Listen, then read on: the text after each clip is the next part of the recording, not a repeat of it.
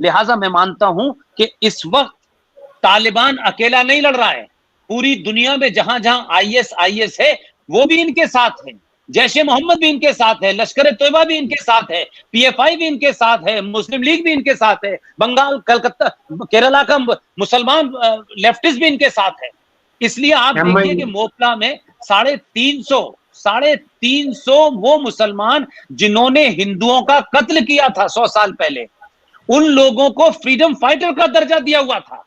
वो तो जो हमारे देश में जो संस्था है जो उस किताब इतिहास को लिखती है, उन्होंने पता करा कि वो एक हाजी नाम का उसमें आदमी था, उसको फ्रीडम फाइटर कहा जा रहा है। और आज भी केरला की सरकार में मक्कार लोग खड़े होकर के उसको कह रहे हैं वो तो भगत सिंह था।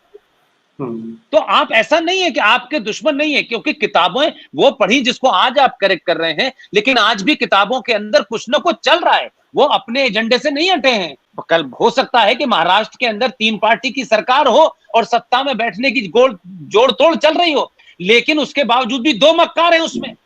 एक यूपी से गया है, वो कोई आजमी नाम का मक्कार बनाफर है जो हर 15 दिन के बाद क्या करने नेपाल जाता है। सबको पता है कि नेपाल में इस सभी बॉर्डर पे कौन एक्टिव है, कोई चेक नहीं करता है उसको।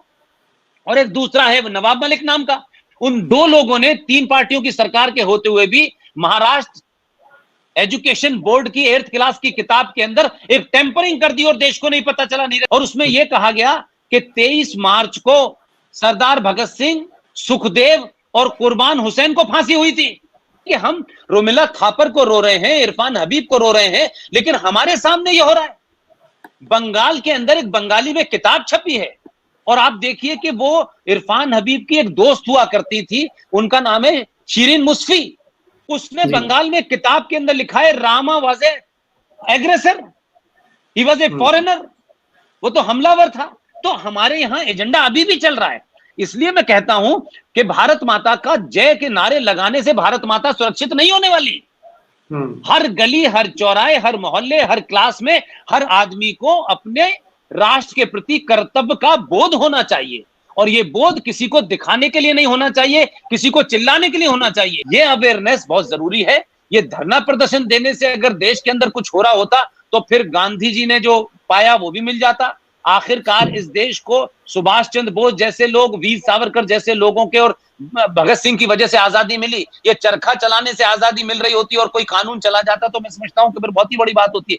तो ये प्रोपेगेंडा और ड्रामेबाजी अपनी जगह है, लेकिन जो जमीन पे काम है वो यही है कि तालिबान की इस घटना से अफगानिस्तान में जो कुछ हो रहा है उसमें 2 ही चीजों का हमें ध्यान रखना चाहिए कि इस देश की सरकार को राष्ट्र विरोधी ताकतें, अंतरराष्ट्रीय ताकतें ह्यूमैनिटेरियन ग्राउंड पर ये कहीं भी ना कर पाए कि भारत को अपनी खिड़की खोल देनी चाहिए।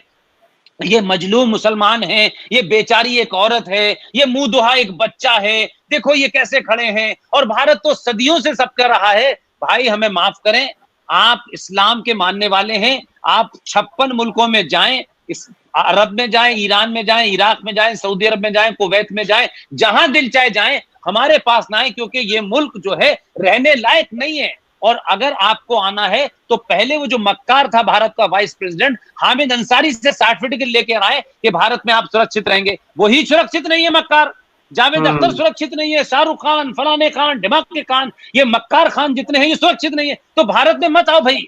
भारत में हिंदू कट्टरवाद है, और अगर ये लोग इसे कट्टरवाद मानते हैं तो ये कट्टरवाद अच्छा है। अगर इस हिंदू कट्टरवाद से गद्दार डरते हैं तो ये हिंदू कट्टरवाद बहुत अच्छा है, इसे सम्मानित करना चाहिए। इस हिंदू कट्टरवाद वर्ड हो ही नहीं सकता। हिंदू का मतलब होता है सनातनी, सनातनी का मतलब होता है जो प्रकृति के साथ जिंदा रहता है, जो प्रकृति की पूजा करता है। हम किसी किताब के गुलाम नहीं हैं, किसी एक पागल आदमी के वैशीपने के गुलाम नहीं है, उसकी पागलपने की हरकतों को हम अपना किताब नहीं मानते। लिहाजा हमें बख्श दे और जहां जाना है जाएं। अगर अफगानिस्तान से पाकिस्तान का बॉर्डर लगता है वहां जाएं, वहां और बहुत बड़ा इस्लाम मौजूद है। वहां तो कुरान की आयतें रोज नाजिल होती है ऊपर से भाई। वहां तो एसी जो है वहां मस्जिदें बनी हुई हैं। वहां तो मिलिट्री की मस्जिद अलग है, वहाबी की अलग है, देवबंदी की अलग है, अहले हदीस की अलग है, शिया का वाजिबुल कत्ल है। वो तो ऐसा मुल्क है कि जो काम प्रॉफिट मोहम्मद ने नहीं किया, वो पाकिस्तान ने 1974 में अपने आइन के अंदर, अपने संविधान के अंदर 220 संशोधन ला करके कहा कि अहमदिया मुसलमान नहीं है। अल्लाह ने उसे मुसलमान भेजा था, ये अल्लाह के जो बंदे हैं उन्होंने उससे खारिज कर दिया। तो आज अहमदिया मुसलमान नहीं है, इसका सर्टिफिकेट मुसलमान बांट रहा है। तो भाई भारत तो मुसलमान कंट्री नहीं है, तुम्हें अच्छे और बुरे का सर्टिफिकेट नहीं दे सकता, तो पाकिस्तान से लो जाके सर्टिफिकेट, वही देगा तुम्हें, और उसी सर्टिफिकेट को लगाना। तो भारत को सरकारों को दबाव में न लें, इसलिए राष्ट्रवादियों को अपनी ताकत से खड़ा होना चाहिए। और जब तक भारत की धरती पर यह देवबंद है, जब तक भारत की धरती पर यह बरेलवी सेक्ट है, ये दुकानें उसी वक्त तक हैं जब तक भारत दारुल हरब से दारुल इस्लाम नहीं बन जाता। ये दुकान आपको कश्मीर में नहीं मिलती, वहां नहीं मिलती, क्योंकि वो तो हो चुका। सरकार ने किया, व्यवस्था ने किया, ब्यूरोक्रेसी ने किया, पॉलिटिशियन ने किया, होने दिया। अब उसके बाद कहते हैं बच्चा भाई अब क्या हो सकता है, अब तो देखिए 30 साल हो गए, आज तक एक भी पंडित नहीं जा सकता वहां, कोई हिंदू नहीं जा सकता। तो उन्होंने कहा कि हमने कर दिया, आप कुछ भी कर दो। ये तो वही वाली बात है कि हम दो हमारे दो, बाकी तुम गिन लो। अब आपने 20 बच्चे पैदा कर दिए, अब कहेंगे भाई हम कहां मार डालें, हम इन्हें जहर दे दें। तो अब भारत के लोग उस भारत का पानी पियो, भारत की हवा लो, और भारत की सर्दी में फिर उसको ये भी कहो कि साहब देखिए अब बच्चों को थोड़ी मार सकते हैं। तो हम इस बसाते बसाते बसाते बसाते आज भारत में 1947 के इतनी लंबा समय हो गया, 75वीं वर्षगांठ भी आ रही है, लाखों लोग मरने के बाद भी आज हम उसी बीमारी और उसी कैंसर से फिर जूझ रहे हैं। इस देश में 85 पाकिस्तान बन चुके हैं, कोई पूछने वाला नहीं है। सरेआम गोली मारी जा रही है, चौराहों पे मारी जा रही है, सरकारी जमीनों पे घेर घेर के सड़क के चौराहों पे ये बनाया जा रहा है। उसको हटाने वाला हिंदू जो है वो कट्टरपंथी होता है, और मक्कार मुसलमान फ्लाईओवर से लेके फ्लाईओवर के नीचे तक मजारे बना देता है। कोई कुत्ता मजार है, कोई कबूतर मजार है, कोई घोड़ा मजार है, कोई गधा मजार है, और आप जमीन घेर रहे हैं, लेकिन इसके लिए कोई कानून नहीं है इस देश के अंदर।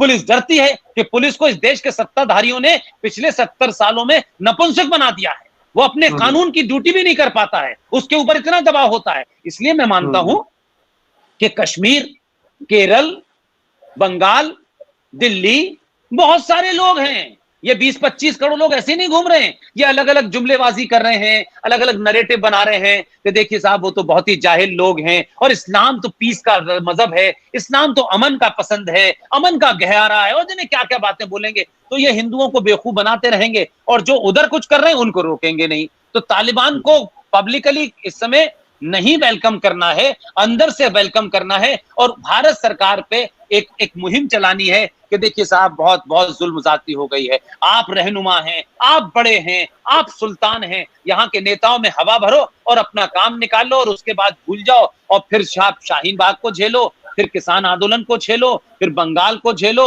और फिर किसी मुसलमान को पकड़ के जेल में डाल दो। तो ये सरकार जो है हिंदूवादी सरकार है, ये तमाम सारी चीजें होंगी। लिहाजा देवबंद इस तालिबान की अम्मी है, खाला पाकिस्तान है, और ये तालिबान चचेरे फुपेरे भाई घूम रहे हैं, और इस्लाम में चचेरे फुपेरे भाइयों के साथ शादी हो जाती है। तो यहां जो मोहतरमाएं परेशान हैं उन्हें खुली छूट है कि वो जाएं, शादी करें, और कुछ 10-15 तालिबान और पैदा करें, ताकि अल्लाह की लड़ाई में इनकी कमी ना हो।